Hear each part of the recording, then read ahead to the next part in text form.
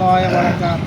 وعليكم السلام ورحمة الحمد لله رب العالمين والصلاة والسلام على سيد المرسلين وعلى آله وأصحابه أجمعين. أعوذ بالله من الشيطان الرجيم. الذين آمنوا يقاتلون في سبيل الله.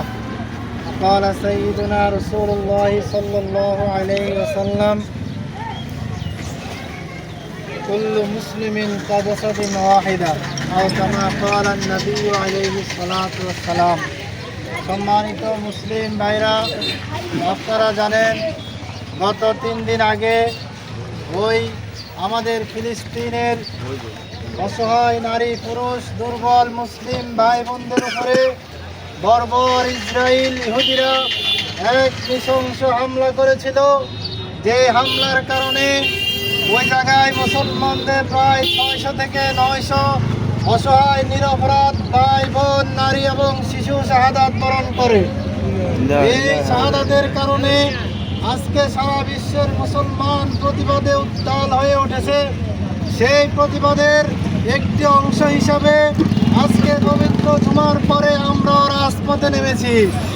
যদিও আমরা সংখ্যায় কম, আল্লাহকে সাক্ষী রেখে বলতে চাই, হে আল্লাহ, এই শরীরে যতদিন রক্ত থাকবে, এই দেহে যতদিন রক্ত থাকবে, যদি আমাদের পক্ষে সম্ভব হয় অস্ত্র নিয়ে হাতিয়ার নিয়ে গাজার মুসলমানদেরকে রক্ষা করার মতো সমর্থন যদি আপনি আমাদেরকে দিয়ে দেন, এই পবিত্র রমজানকে সাক্ষী রেখে বলছি, নিজের ঘর বাড়ি ছেড়ে এক বিন্দু চিন্তা না করে আমরা ফিলিস্তিনের মুসলমানকে রক্ষার জন্য ছুটে যাব ইনশাআল্লাহ।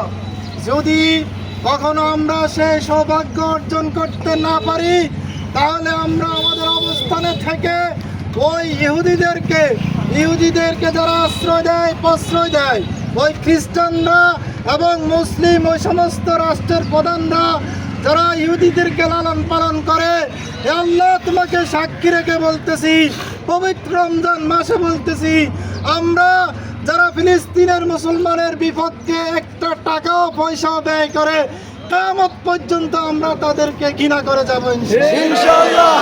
এবং আপনাদেরকে বলবো, নিজেদের সাধ্য অনুযায়ী প্রত্যেকটা দোকানে ক্রয় করার সময় ইসরায়েলে কোনো পণ্য আমরা আজ থেকে আর ক্রয় করব না।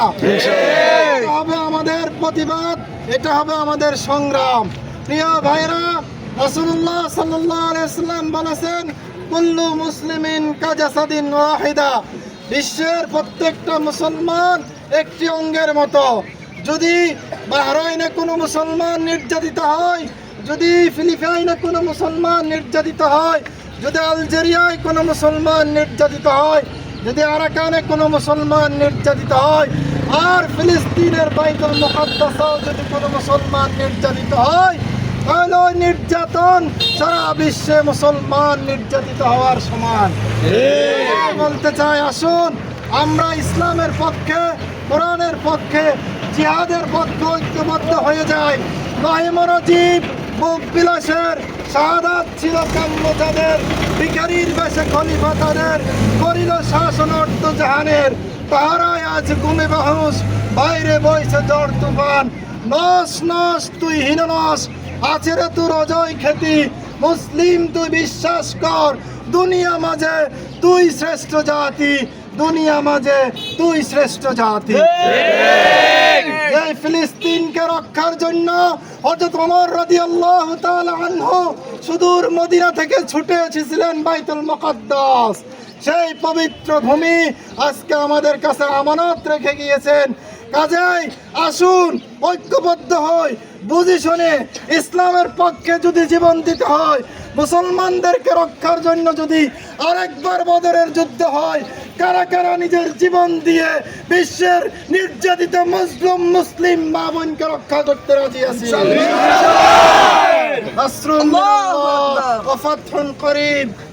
আপনি আমাদেরকে কবুল করুন। আমিন। সাল্লি আলা মুহাম্মদ ওয়া আলা আলি মুহাম্মদ।